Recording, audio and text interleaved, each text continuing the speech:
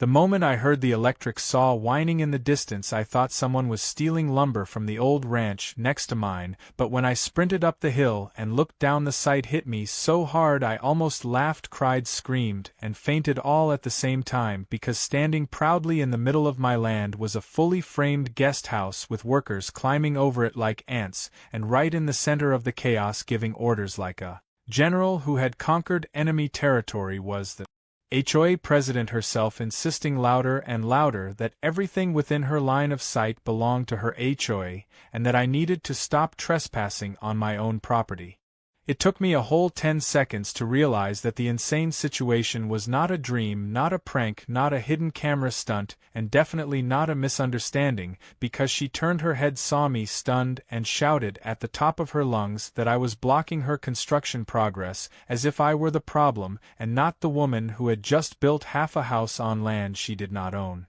That moment instantly set the tone for what would become the most ridiculous, chaotic, and unexpectedly hilarious legal war of my life. I started walking toward the construction site, still gripping the survey map I kept in my truck, as if it were a shield against stupidity, while my brain tried to decide whether this was anger, sadness, amusement, or pure disbelief, and somehow it was all of them at once, because who wakes up one day and finds a guest house growing on their land like a weed? The workers paused mid-hammer swing, watching me approach with the kind of hesitation men have when they realize they have no idea who the real owner is, and that maybe, just maybe, they have been building on the wrong dirt. But Karen did not hesitate for even a breath, because the moment I stepped onto the gravel, she stormed forward, swinging a clipboard like it was a badge of authority, telling me in rapid-fire sentences that I was now violating her HOA guidelines for entering a construction zone without permission. I stared at her, waiting for the punchline, hoping this was the part where she would laugh, admit she made a mistake, and apologize, but of course she doubled down with the confidence of someone who had never been wrong in her life. I calmly asked her why she thought she could build on my ranch, and she snapped that the land behind the HOA was part of their community easement, even though any actual map would show the easement stopped 400 feet before my fence line. I asked her if she had checked any maps or talked to the county, or even stepped inside the county office to confirm the boundary, and she replied that she did not need to check because she had lived there long enough to just know. My eyebrows rose so high I felt them touch my hairline, because that was the exact moment I knew I was dealing with a person who believed their gut feelings had more authority than legal documents. I tried explaining that I bought this land months ago, that the county approved my acreage, that the deed was in my glove box, and that the survey stakes were literally right behind her, but she waved her hand dismissively, saying those stakes must have been placed by trespassers trying to disrupt her vision for the neighborhood. She said vision like she was designing a future empire, and not trespassing on someone else's property with a construction crew who suddenly looked very unsure about their paycheck. I told her I was calling the sheriff, and she barked that she would call the sheriff on me for interfering with HOA improvements, and I could not stop the laugh that slipped out, which only fueled her determination to treat this wilderness ranch like it was her personal expansion project. As I pulled out my phone, she tried to block the camera using her clipboard, while shouting at the workers to continue building, even though one of the roof guys whispered that he really wanted to know whose land he was standing on. I walked around the half-built guest house, noting the concrete foundation, the fresh lumber, the HVAC trunk lines, the obvious cost of materials, and the absolute madness of building without a single permit, because the county does not issue HOA permits outside the HOA. I reminded her she was out of jurisdiction, and she hissed that HOA rules follow the spirit of the community and not the technical property lines, which was the craziest sentence I had heard in months. Before I could respond, I noticed something staggering. The construction layout was perfectly aligned, as if someone had carefully planned the exact measurements, and then I realized she must have used a map, but probably the wrong one, maybe an outdated printout or something pulled from a neighborhood Facebook group, because her accuracy was too precise to be random but too stupid to be correct. I told her again that she was building on my ranch, and she announced in front of all her workers that if I had a problem with her guest house, I should attend the next HOA meeting and file a complaint properly like everyone else, because she did not have time for personal dispute. I stood there staring at her, amazed at how power can eat a person's brain until they forget how land ownership works, and for a moment I let the silence stretch long enough for her to feel it in her spine, because I wanted her to understand that she was digging a hole she could not climb out of. The wind shifted, carrying the smell of fresh sawdust, reminding me that every nail hammered into this house was technically an improvement made on my land at her expense, and the thought hit me so suddenly I nearly smiled, because the law around unpermitted improvements is very clear, and for the first time since seeing the guest house I felt the tide turn inside my mind. Instead of shouting or arguing, I simply walked backward, still facing her, and told her calmly that she should absolutely continue building if she was so confident, and that I would handle everything with the county. She smirked, thinking she won because she interpreted my calm as surrender, and she strutted back to the site to issue more commands, while I headed toward my truck, feeling the first spark of a plan forming. By the time I reached the tailgate, I already knew this situation would spiral into something insane, involving surveys, inspectors, legal loopholes, property lines, and a level of stubborn arrogance I had never witnessed before. And somewhere deep inside that storm of frustration, disbelief, and comedy, I felt a strange thrill, because I knew this was only the beginning, and whatever was coming would be wild, unpredictable, and strangely satisfying in ways Karen could not possibly imagine. I woke up the next morning with the uneasy mixture of disbelief and excitement still crawling under my skin, because even though I had gone to sleep telling myself I would deal with everything calmly and rationally, the image of that half-built guest house sitting proudly on my land replayed in my mind like a looping comedy video that somehow kept getting funnier and more infuriating at the same time. I grabbed my folder full of documents, including the original deed, the county parcel map, and the stamped survey papers, and I drove straight to the county office, determined to get everything verified before I confronted Karen again, because if she wanted to pretend her imagination was more powerful than official boundaries, then I needed to show her what real paperwork looked like. When I stepped into the county surveyor's department, the man behind the counter looked at the documents, raised his eyebrows, and let out a slow whistle that said everything before he even spoke.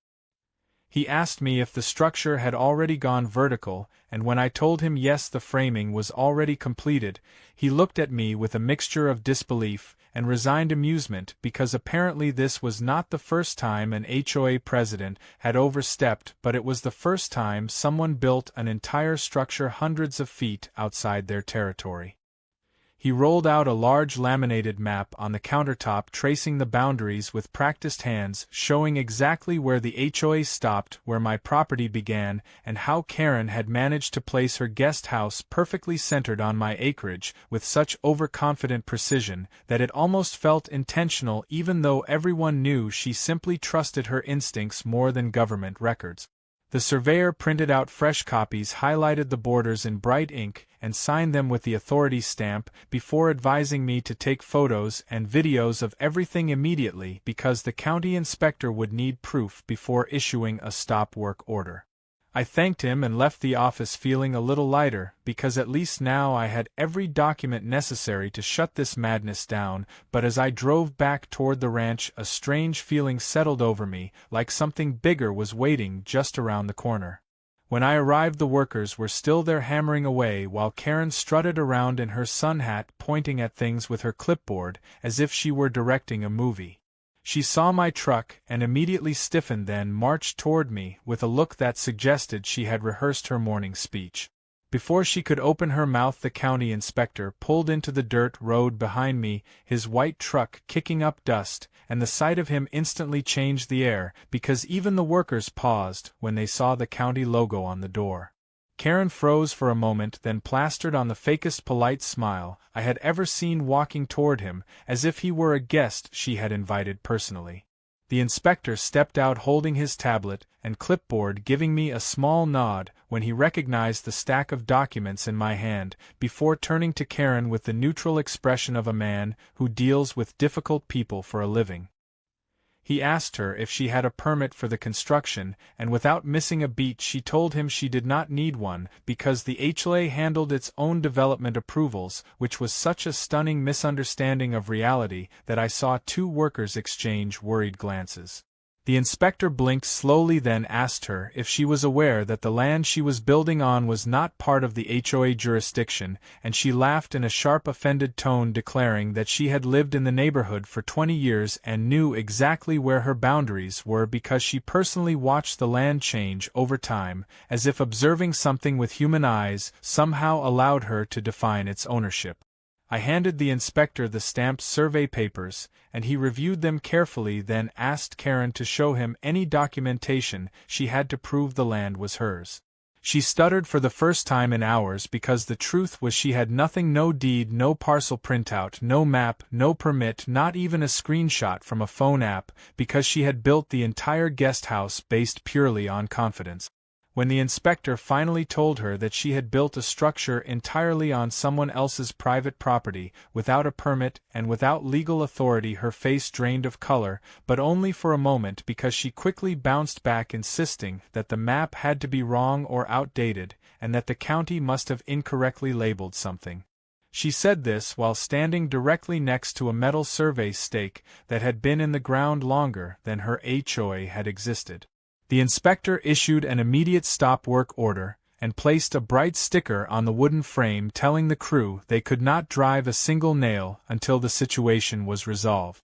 The workers looked relieved because none of them wanted to be involved in a lawsuit, but Karen puffed up like a balloon ready to explode, shouting that she would appeal the order and that the inspector clearly did not understand the HOA boundaries. She accused me of manipulating the county with forged papers, which made the inspector raise one eyebrow in a way that silently warned her she was moments away from getting herself into deeper trouble. I took photos of everything: the stickers, the workers, the frame, the property lines, because documentation was going to be crucial in what was clearly turning into a high-stakes legal mess. The inspector asked Karen for her name and HOA roll, and she gave it with dramatic emphasis, as if her title could override county authority, but he simply wrote it down and informed her that a full investigation would be opened immediately. When he left, Karen turned to me with a glare sharp enough to cut steel, demanding to know why I would do this to her community project, and I nearly laughed at the absurdity, because she truly saw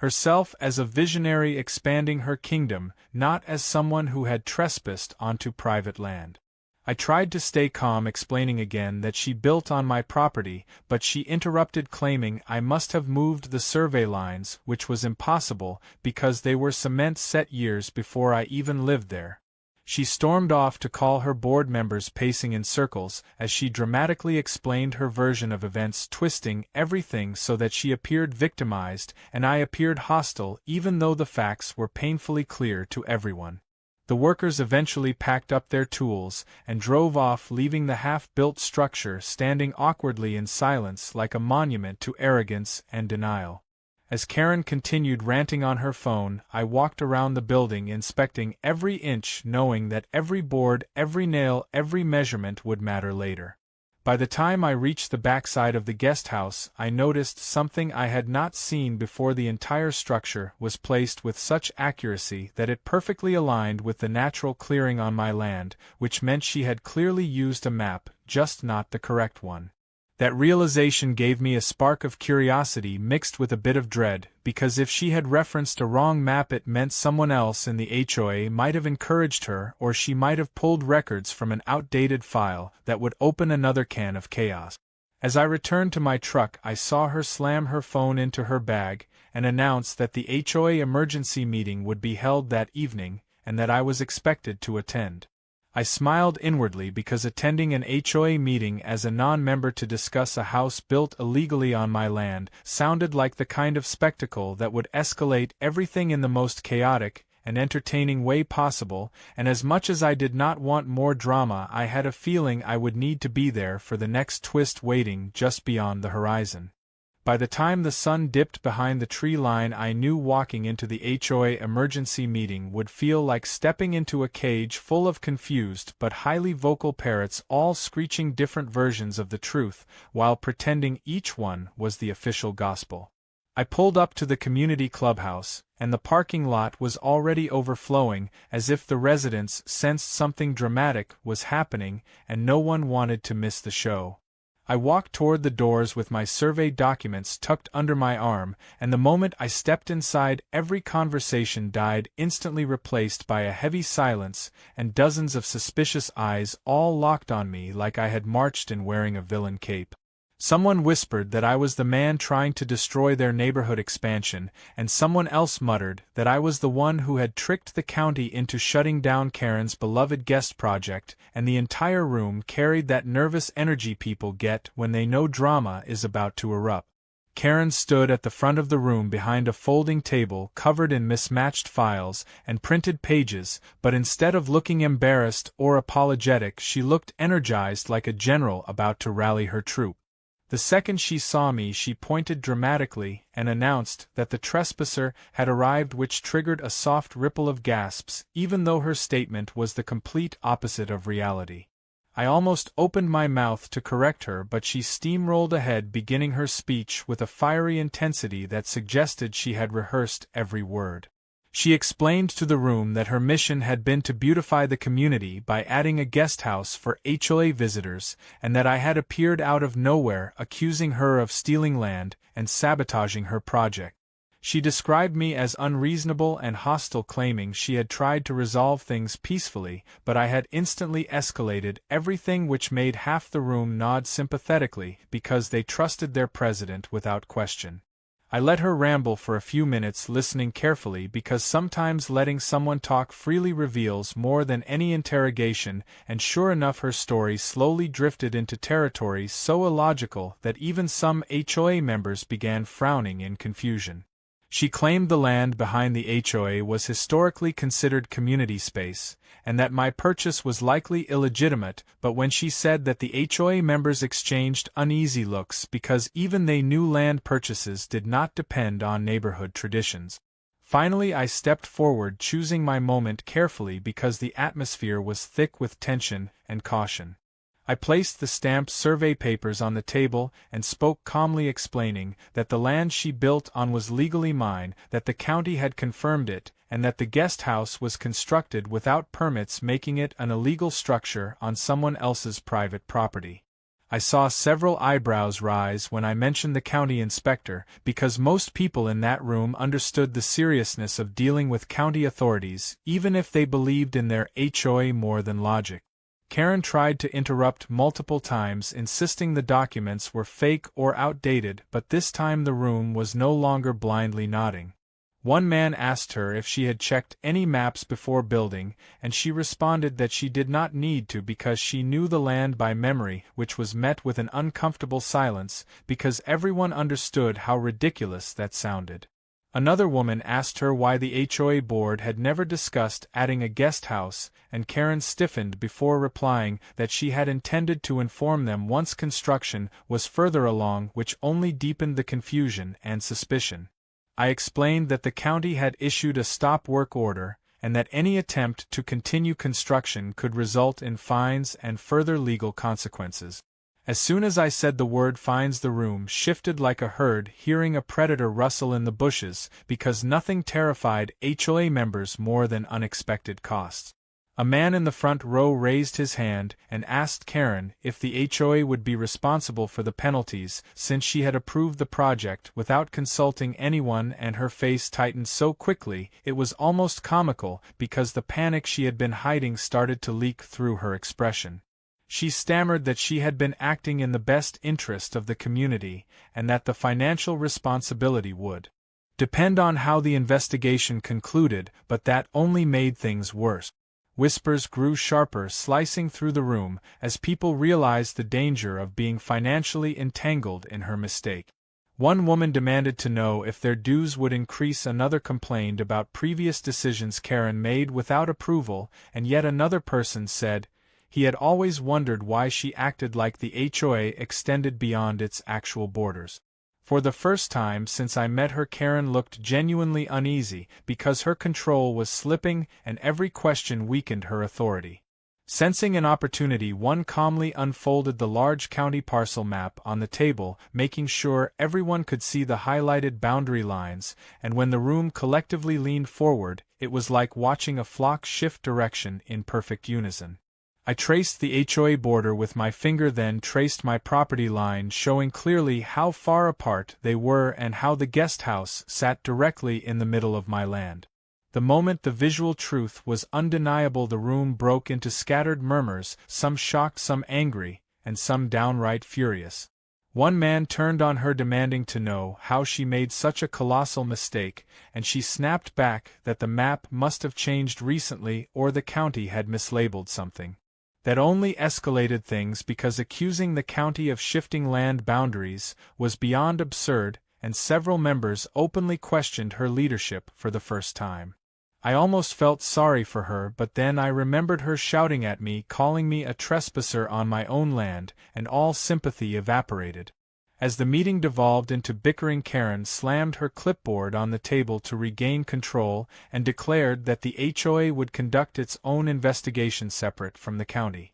That statement was so foolish the entire room fell silent again, not because they agreed but because they were stunned at her stubbornness. I told her calmly that the county investigation was the only one with legal authority, and the HOA had no jurisdiction outside its borders. She glared at me with a fury that could melt steel, and accused me of trying to ruin her long-term vision for the community. I reminded her that this was not community land, and that her vision had trespassed across a legal boundary. That triggered a fresh wave of arguing and finger-pointing among the members, because they were torn between loyalty to their president and fear of being held financially responsible. While they fought, I took a slow step back, watching the chaos swirl as the truth settled in different minds at different speeds. A few members approached me, quietly apologizing for the misunderstanding, saying they never wanted anyone harmed by their neighborhood governance. Others simply looked ashamed. But Karen was still in denial, muttering that she would not let a single map ruin her plan, and that she would find a higher authority to prove her right, even if she had to challenge the county itself, which made several people roll their eyes in exhaustion. After nearly an hour, the meeting dissolved into confusion, frustration, and scattered arguments, while Karen stormed out, gripping her clipboard like a life raft, claiming she would fix everything personally. I left the building with one thought pulsing through my mind like a warning drumbeat: this situation was far from over, and her next move would be even more reckless, because nothing was more dangerous than someone who refused to admit they had made a catastrophic mistake. The morning after the chaotic HOA meeting, I drove back to my ranch expecting silence, but instead I found something far worse than noise, because seeing what Karen had done while the sun was barely up made my jaw clench hard enough to crack a tooth. The stop work order sticker that the county inspector placed on the guest house frame was gone, completely scraped off, leaving only a shredded corner fluttering on the wood like a wounded flag. Not only that, but fresh tool marks littered the ground, and a few new boards had been nailed onto the structure, clearly added after the inspector left, which meant Karen had either convinced a few workers to return at dawn, or she brought her own tools and tried strengthening the frame herself. I stood there staring at the illegally modified illegal construction, wondering how a single person could combine arrogance, stubbornness, and delusion with such artistic precision that it became almost impressive in a tragic way. I walked closer and saw something even worse: 2 bags of concrete mix sitting open next to a wheelbarrow, and a messy attempt at adding more foundation support, which she must have believed would help her claim the construction was too far along to halt. The irony was painful, because every additional improvement she added on my land without permission only increased my eventual legal advantage. I took out my phone and documented everything, walking around the structure, slowly capturing every misplaced board, every fresh nail, every new footprint, because evidence was going to be the backbone of whatever storm was coming next. Halfway around the structure, I noticed something unusual: a set of car tire tracks leading toward the back field, winding behind the guest house in a careless zigzag pattern that suggested someone had been driving frantically or angrily. Curiosity pushed me to follow the tracks, and when I rounded the corner I found Karen herself crouched near one of the survey stakes, gripping a small gardening shovel like she was about to dig up a treasure or dispose of a body. For a long second neither of us spoke, then she jumped like she had been caught stealing jewelry, and launched into a rant claiming that the stake must have been placed incorrectly or maliciously, and she was fixing the boundary to reflect the true spirit of the HOA. I stared at her wondering if she genuinely believed what she was saying or if she was too far into her own narrative to back out without collapsing entirely. She kept talking fast and breathless, explaining that she had spoken with several neighbors who agreed the land had always felt like community property, which was the most useless legal argument ever spoken. Her voice shook with frustration as she blamed me, the county, the maps, and even the weather for making everything difficult. I asked her calmly why she removed the county sticker, and she immediately denied doing it even though the fresh scrape marks made it obvious. When I pointed to the new boards, she claimed they must have been blown into position by the wind. When I asked about the concrete bags, she insisted the wheelbarrow was not hers. Her excuses were so frantic and contradictory that if I had not known better I might have thought she was attempting some kind of comedy routine. But beneath her shaky explanations I noticed something deeper, a rising panic mixed with desperation, which suggested that something had happened after last night's meeting, something that rattled her. Before I could question her further, a truck rumbled down the dirt road, and the county inspector stepped out again, along with a second official from the zoning department, who looked like a man who had already dealt with far too many disasters in his career. Their expressions tightened when they saw the new construction work and the disturbed survey stake, and they approached Karen with the kind of calm fury only government employees can achieve. They asked her directly if she had violated the stop work order, and she immediately replied that she did not understand the sticker and assumed it was optional guidance. The zoning officer informed her that removing or interfering with a stop work order was a punishable offense, and that any continuation of the project could result in substantial fines and even misdemeanor charges. For the first time she seemed to feel the weight of consequences because her shoulders slumped slightly and her voice lost its sharpness as she tried explaining that she was simply trying to correct a boundary error. The inspector told her there was no boundary error and requested that she step away from the survey stake. When she hesitated, I could almost feel the entire situation tightening around her like a rope. She stepped back finally, and they documented everything around the stake, including the disturbed soil, the shovel, and the tire tracks, which painted a pretty clear picture of what she had attempted. The zoning official then asked me if I had felt threatened or obstructed, which made Karen erupt into a rant again, insisting I was exaggerating everything. They ignored her and continued their inspection, circling the structure, shaking their heads at each unpermitted addition. When they were done, the zoning officer informed both of us that a full violation report would be filed, and that the county would take immediate legal action, requiring the structure to be demolished at her expense unless ownership or responsibility shifted due to specific property laws. That last part made Karen whip her head toward him, demanding to know what he meant, and he explained that under certain state statutes property improvements built entirely on private land without the landowner's permission may become the landowner's property depending on the circumstances, completion state, and presence of malice or negligence. She did not fully understand the implications, but I did, and that realization washed over me like a silent storm. When the officials left, Karen was trembling, partly with rage, partly with fear, and partly with something else, a deep sinking awareness that she had crossed a line she could not easily retreat from. She turned to me and demanded that I stop cooperating with the county, insisting that we could still settle things between us quietly, but her voice cracked in the middle of her plea, betraying her worry that the HOA board might abandon her now that the financial stakes were clearer. Before I could respond, she received a phone call, and her face transformed from stress to horrified as she listened, silently staring at the guest house like it was now a ticking bomb. When she hung up, she muttered that the HOA treasurer had informed her that the board refused to take financial responsibility for the project, and that she alone was accountable for all costs and consequences, which meant she was now standing in front of a structure worth tens of thousands that she built with no permits, no jurisdiction, and no legal ownership of the land beneath it. She looked around in a daze as if the earth had shifted under her feet, and she started pacing, muttering that she would not lose everything over a misunderstanding. Then she marched toward her car without saying another word, tires spraying gravel as she sped away, leaving me standing next to the guest house with the strange, uneasy feeling that her next move would not be logical, reasonable, or even legal, but something fueled entirely by desperation and fear.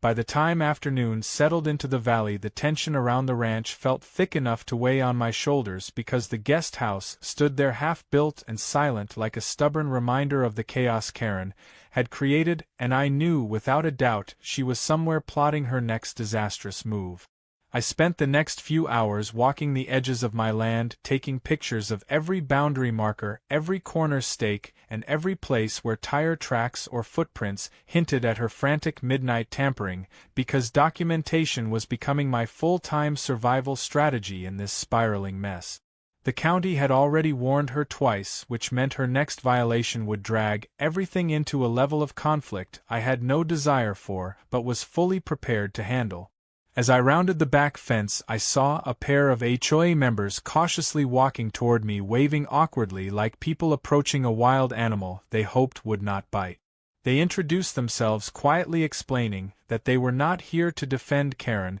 but rather to understand what was really happening, because rumors had torn through the neighborhood like a stampede since the emergency meeting. One of them looked embarrassed as he admitted some residents thought I had secretly sold the land to the HOA, then changed my mind, and others believed Karen had been tricked by a fake survey map posted online by someone who disliked her, which was the kind of chaotic drama their neighborhood apparently thrived on. I explained the truth slowly, patiently showing them the stamped county maps and the violation notices, and both men looked horrified when they realized how deeply Karen had sunk the HOA into potential liability. One of them muttered that the board meeting earlier that morning had been a disaster, with members yelling, blaming, and arguing about whether Karen should resign or face disciplinary action. They said she left the meeting before it ended, slamming the door so hard a stack of binders fell from the shelf. They had not seen her since.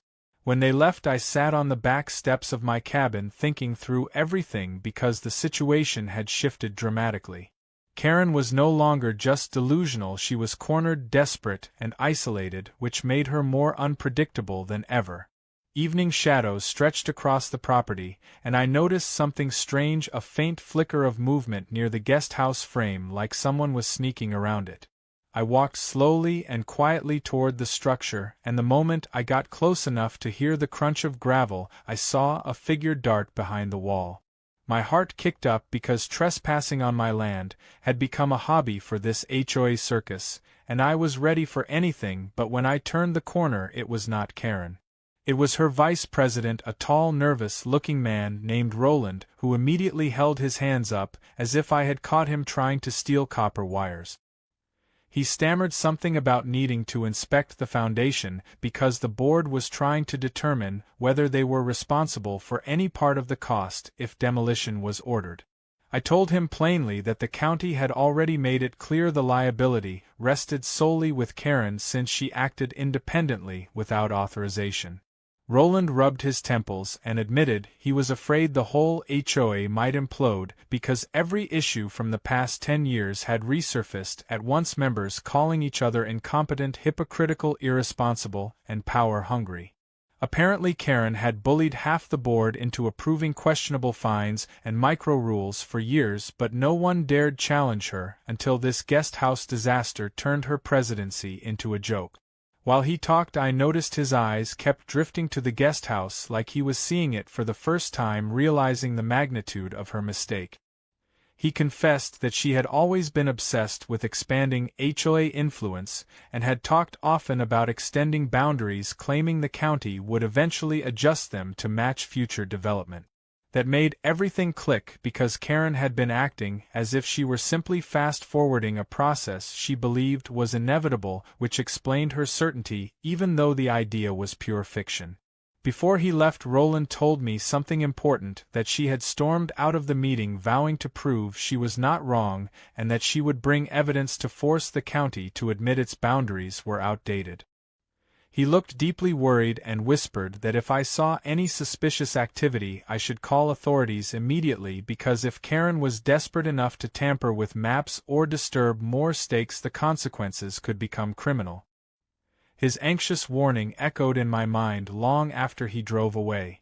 Night settled on the ranch with a thick stillness broken only by crickets, but I was too unsettled to sleep inside, so I sat on the porch watching the moonlight glint off the lumber of the unwanted guest house. Around midnight I heard the unmistakable crunch of tires crawling slowly along the back access road, far enough to be discreet, but close enough to belong to someone who thought they should not be seen. I slipped around the side of the cabin, listening carefully as the vehicle stopped, then the engine cut off. A few seconds later the sound of footsteps echoed through the still air, uneven, hurried, and full of the frantic edge of someone about to do something reckless. When I reached the clearing, Karen was standing by the same survey stake she had tried digging up earlier, her flashlight clenched between her teeth, while she knelt with a large metal pry bar wedged under the cemented base. Sweat glistened on her forehead in the cold night air as she grunted, trying to break the stake loose from the ground. I stepped closer and my foot snapped a twig, making her whirl around so fast she nearly fell backward. Her eyes were wild with the kind of determination that had boiled into desperation, and she shouted that she was correcting historical boundaries before the county ruined everything. She said the HOA had always intended to use that land for future development, and that she had spoken to enough neighbors who agreed with her vision that she felt justified. Reminded her that removing or damaging survey stakes was illegal, and she shrieked that the only thing illegal was the county's refusal to accept her version of the map.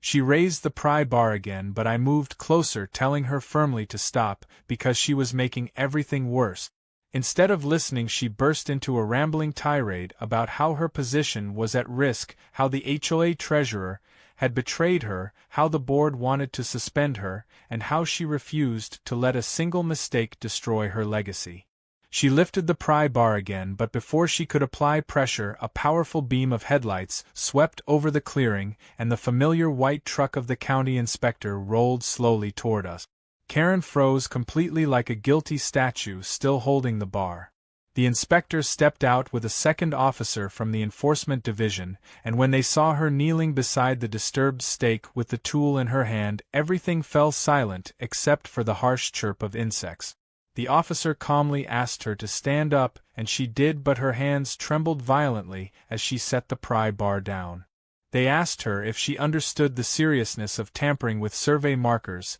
and when she tried blaming me, they shut her down instantly, reminding her that the county had warned her twice, and she had ignored both warnings. They documented everything, then informed her that a violation report would be filed recommending immediate legal escalation. Karen looked like the air had been punched out of her chest as she whispered that she had only been trying to fix a mistake. But the officer replied that the only mistake was believing the county worked off feelings instead of recorded boundaries. As they escorted her back to her car, she turned to me with a devastated expression, somewhere between anger, heartbreak, and disbelief, whispering that I had ruined her life for no reason.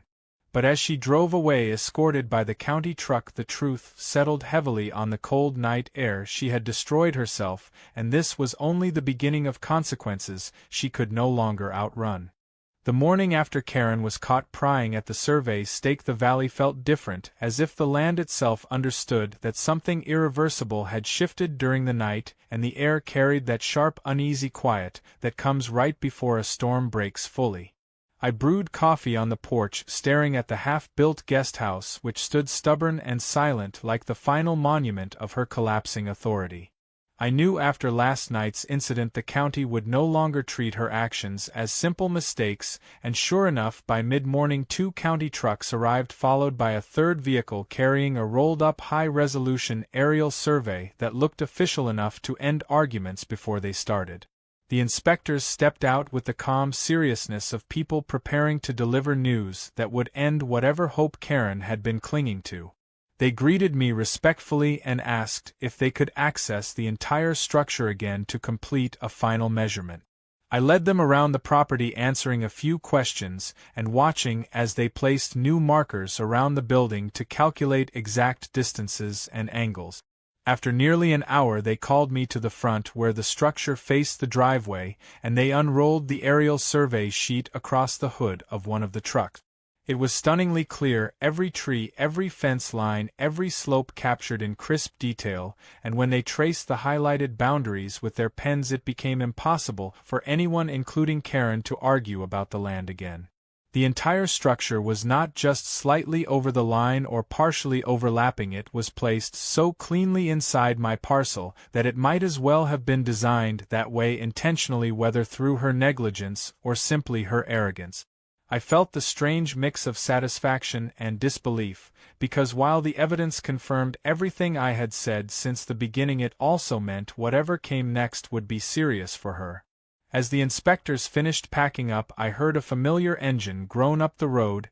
and Karen appeared driving her SUV slower than usual, like she was unsure whether she was welcome on the very land she had claimed only days ago. She stepped out wearing an expression that was exhausted, angry, and brittle, as if she had spent the entire night convincing herself she was the victim in a conspiracy built by me, the county, and maybe the universe itself. The moment she saw the inspectors, she straightened her shoulders and marched toward them, demanding to know why they had not waited for her before starting measurements. They told her calmly that she did not have legal standing to delay or control county work performed on private property, but when she insisted the property was hers, their patience visibly thinned. The zoning officer unfurled the aerial survey again and asked her to show them where she believed the HOA boundary extended to. She jabbed at a point on the map, but her finger landed nearly 300 feet away from the actual HOA line, and one of the inspectors gently asked if she had ever used a county-provided map before.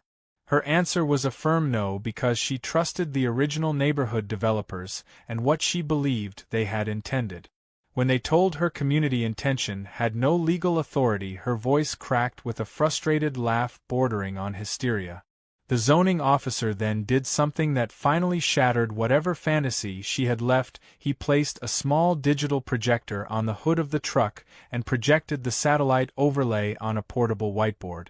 With a laser pointer he showed her exact coordinates, the recorded parcel boundaries, the subdivision lines, and even historical aerial photos from before the HOA existed, proving that the land had always been separate and never under neighborhood management. Karen stared at the glowing map, her face draining of color as her certainty crumbled. She tried insisting that maybe the maps had been updated wrong, maybe someone had altered the files, or maybe the county had lost older versions, but then the inspector tapped a section that displayed time-stamped images from multiple years, including one dated long before she moved in. Something inside her broke, then, not loudly, but in a hollow, quiet way that looked like reality finally punching through the armor of denial she had been protecting herself with. She whispered that this could not be right because she remembered the previous HOA president mentioning future expansion, and that he had shown her a rough outline on a napkin during a neighborhood barbecue.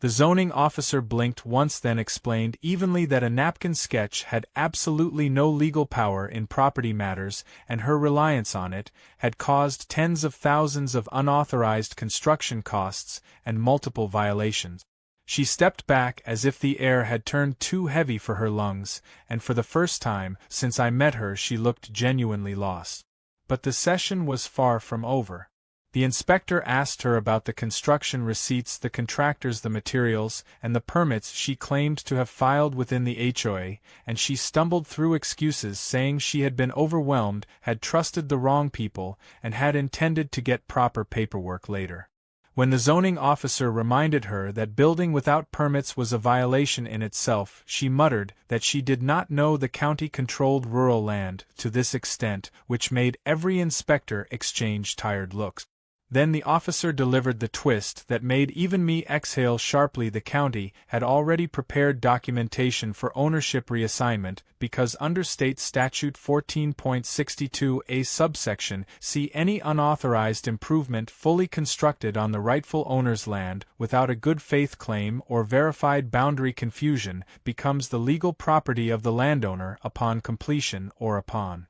Abandonment by the builder. Karen immediately protested, insisting she had never abandoned her structure, but the inspector pointed out that her violations, her trespassing, and her repeated attempts to alter boundaries constituted bad faith actions, which disqualified her from protection.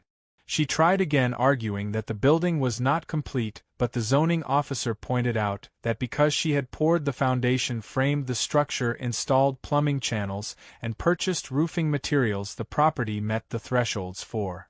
improvement designation. I watched as each sentence hit her harder than the last, because everything she believed she could salvage, everything she believed she could prove, all her confidence, all her stubbornness, suddenly collapsed into the crushing truth that the guest house she had fought for was legally mine, and she could not claim a single board, nail, or brick of it. She shook her head, whispering that I could not possibly take it, that it belonged to the HOA, to the neighborhood, to the idea of expansion she had been trying to build. She even begged the inspectors to reconsider, telling them I would surely use the guest house for selfish purposes, or rent it out, or worse, leave it standing unfinished out of spite. The officer replied calmly that the county did not make decisions based on personal grudges, and that the law was clear. When she realized there was truly no path left for her, she turned to me, tears forming in her eyes, but burning with resentment instead of remorse.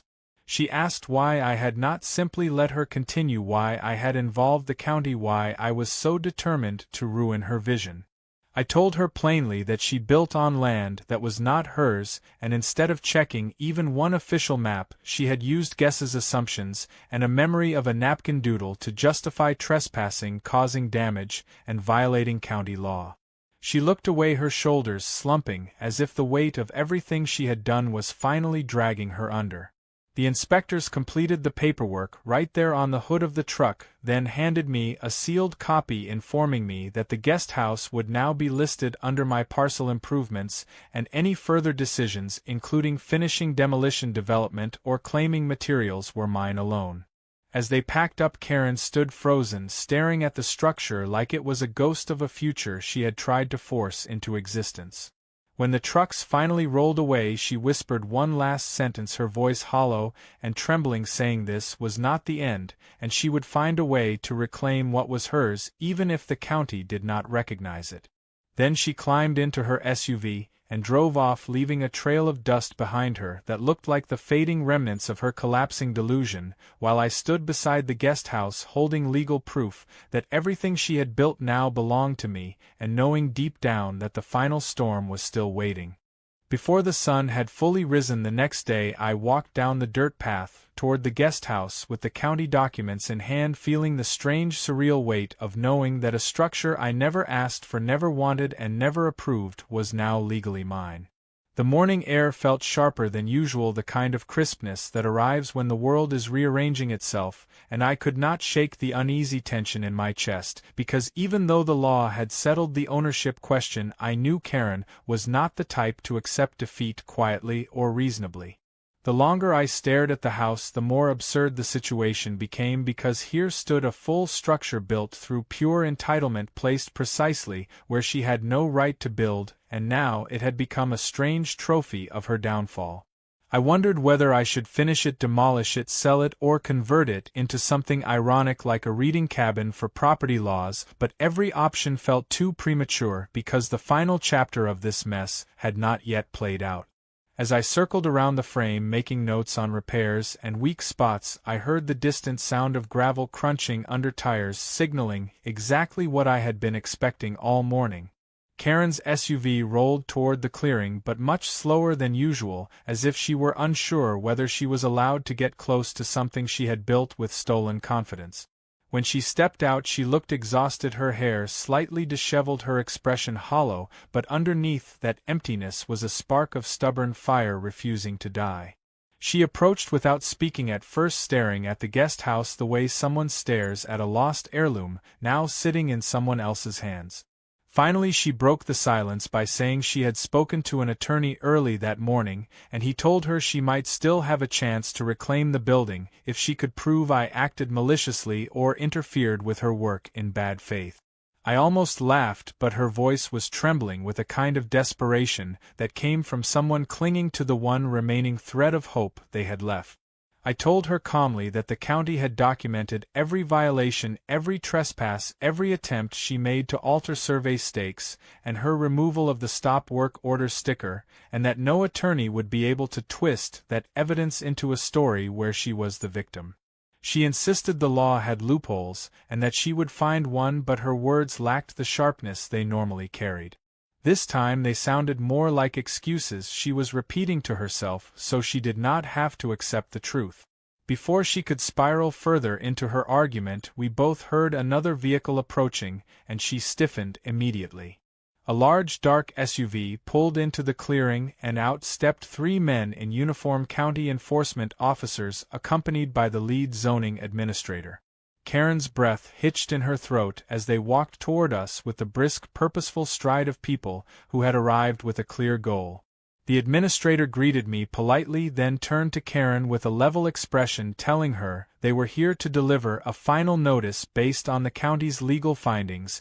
and her accumulated violations. Her hands shook slightly as she accepted the envelope and read the first page, her face draining of color as her eyes moved across the lines. The administrator explained aloud that the county had determined she acted in bad faith repeatedly and knowingly continuing construction after multiple warnings and attempting to alter legal property markers. Therefore, not only was the structure legally mine, but she would be fined for each violation, including unauthorized construction, removal of county notices, tampering with property markers, and failure to obtain appropriate permit. She tried to protest, but the administrator continued without pausing, telling her she would also be financially responsible for all contractor payments since the HOA had disavowed involvement and the invoices could not be passed to the association. Karen staggered back, as if physically struck by the weight of what she owed, because it was not small. It was enough to drown someone who had been living comfortably but not extravagantly. Her voice cracked as she pleaded with them, saying she had been doing everything for the community, and that her intentions had always been pure, but intentions did not matter in law, and her actions were all that counted. When she asked if she could appeal, the administrator told her she could, but the appeal would require evidence she did not possess, and would only increase her legal fees. She looked crushed, betrayed by a world she believed should bend around her decisions. Once the officers finished the formalities, they left, leaving behind a silence that felt heavier than the house itself. Karen stood motionless, staring at the envelope as tears finally spilled down her cheeks, though she wiped them away angrily, refusing to show weakness even now. She asked me quietly what I planned to do with the house now that it was mine, and for a moment I heard something real in her voice, not entitlement, not anger, but genuine fear of losing something she had created. I told her honestly that I had not decided, but whatever I chose would be legal and not based on emotion, because I did not believe in settling things through spite the way she did. That seemed to shake her, because she looked away and whispered that she never meant for things to go this far. She admitted she had always felt the HOA needed someone strong enough to make bold decisions, and she thought the community would thank her for expanding its reach. Hearing her say that with real vulnerability made me realize how deep her delusion ran, how she had built an entire identity on being the one who knew better than everyone else, and once that identity cracked, everything else fell apart. I asked her why she had not checked a single official map before building, and she said she trusted the old HOA president more than any county document, and that he had once told her the HOA would eventually control the entire valley. The sad truth settled between us: she had believed in a fantasy someone casually fed her years ago, and that belief had destroyed everything. She backed away, slowly whispering that she would fix this somehow, that she would find a way to make the county listen, but the conviction in her voice had faded, replaced by shaky desperation and hollow hope. When she finally drove away, she did not slam the door or floor the gas. She left quietly, like someone who had run out of fight but not yet accepted defeat fully. I stayed beside the guest house for a long time after her SUV disappeared down the road, feeling the strange mixture of victory and sadness, because while I had won legally, morally, and logically, there was still something unsettling about watching someone unravel under the weight of their own actions. As the wind rustled through the frame of the house, it felt like the land itself was reminding me that justice had been served, but the story was not finished yet, because Karen was not the type to fade away quietly, and whatever final twist remained would arrive soon enough. The next week unfolded with an uneasy quiet that felt unnatural after the chaos of the past days, because the HOA, the county, and even Karen herself seemed to vanish into a strange, tense silence that felt like the air holding its breath before the final echo of a storm.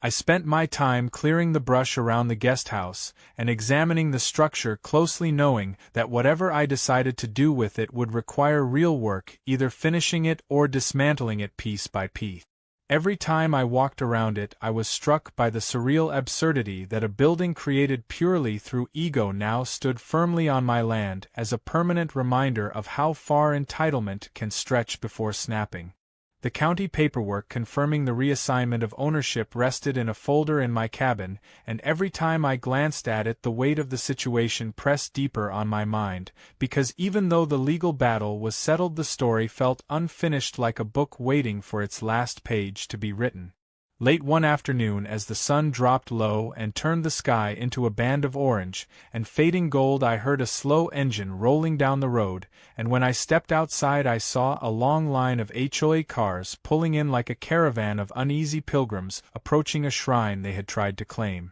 The first car stopped, and out stepped Roland, the nervous vice president who had tried to distance himself from the disaster. Behind him emerged nearly a dozen HOA board members, each wearing an expression of mixed guilt, curiosity, and awkward hesitation as they eyed the guest house standing tall behind me. Roland approached with his hands clasped nervously and told me the HOA wanted to speak with me formally about the final outcome, because the community had been shaken by the event and people wanted closure. I nodded and told them they were welcome to talk, but I would only discuss matters on my land if they respected the boundaries and kept things civil. They agreed almost too quickly, forming a semicircle near the driveway like a strange outdoor council meeting. The treasurer spoke first, explaining that the HOA members were horrified to learn how far Karen had gone, and they wanted to make it clear that they supported the county's decision. She apologized repeatedly, saying the community should have questioned her sooner, but no one expected her to act so recklessly. Another board member admitted they were afraid she would take the HOA down with her if her legal debts became intertwined with association funds, which was why they had severed financial ties completely. They asked if I planned to pursue further legal action against Karen or the HOA, and I assured them that my issue had never been with the neighborhood itself, only with the person who had stepped onto my land without permission and built something as if her will was more powerful than property law. That seemed to relax them, because several shoulders visibly dropped with relief, and the treasurer thanked me for not seeking damages beyond county fines, since many members feared the HOA would collapse entirely if lawsuits mounted. As they talked, I realized how deeply her actions had rattled them. People who once relied on her leadership were now scrambling to rebuild trust and repair the image of their community. After nearly an hour of discussion, the group slowly dispersed, leaving only Roland, who lingered behind, as if wrestling with something he still needed to say. When everyone else had walked off, he approached me more quietly than before and revealed something I had not expected.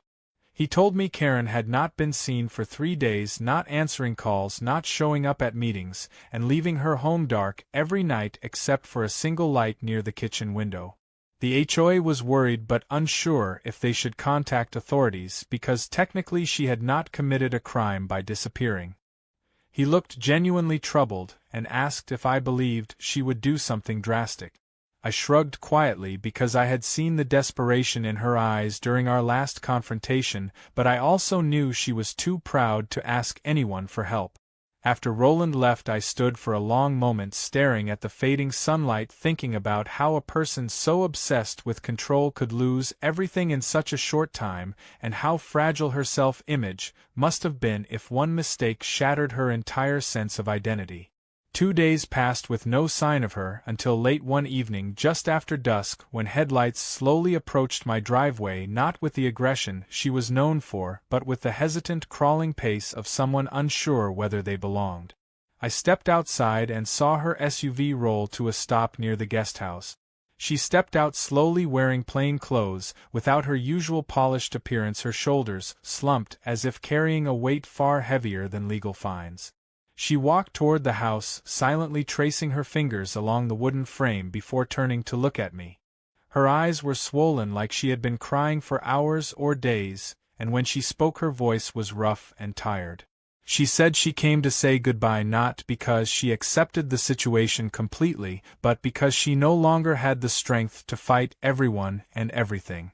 She admitted she had lost her position in the HOA after the board voted unanimously to remove her, and several members had cut contact, entirely blaming her for the embarrassment she brought on the community. She said the attorney she consulted told her she had almost no chance of overturning the county's decision, and trying to appeal would only drain her financially. She took a deep breath and confessed something I had never expected to hear from her lip. She said she had built the guest house not out of malice but out of a desperate desire to leave some kind of lasting mark, something the neighborhood would remember her for, because she feared she had become invisible after years of running meetings and enforcing rules. She said she knew people disliked her but believed if she created something big enough, meaningful enough, they would appreciate her, and maybe even respect her again. Listening to her voice crack, as she admitted her insecurity, felt surreal, because the iron-willed woman who screamed about authority now stood in front of me, vulnerable, honest, and fragile. She apologized quietly, saying she should have checked the maps, should have listened to the county, and should never have accused me of trespassing. She said she knew the apology would not undo the damage, but she wanted to say it anyway because it was all she had left to offer. For a long moment neither of us spoke. The wind rustled through the trees, the unfinished frame creaked softly, and the night seemed to hold the moment in place, as if waiting for me to respond. I told her that I accepted the apology not because it erased what happened, but because moving forward sometimes required letting go of the weight behind us. She nodded slowly, wiping her eyes with her sleeve before walking one last slow circle around the guest house, touching the wood gently, like saying farewell to something she had created. When she reached her SUV, she paused and said she hoped one day the community would understand her better, even if they never forgave her. Then she drove away into the night, leaving behind a trail of dust illuminated briefly by her tail lights before fading into darkness. I stood alone beside the guest house, listening to the quiet settling over the land, and realized the storm had finally passed. In the days that followed, I hired a small crew to finish the structure, turning it into a clean, sturdy cabin overlooking the open field. I built a fire pit nearby, added a screened porch, and turned the entire space into a peaceful retreat.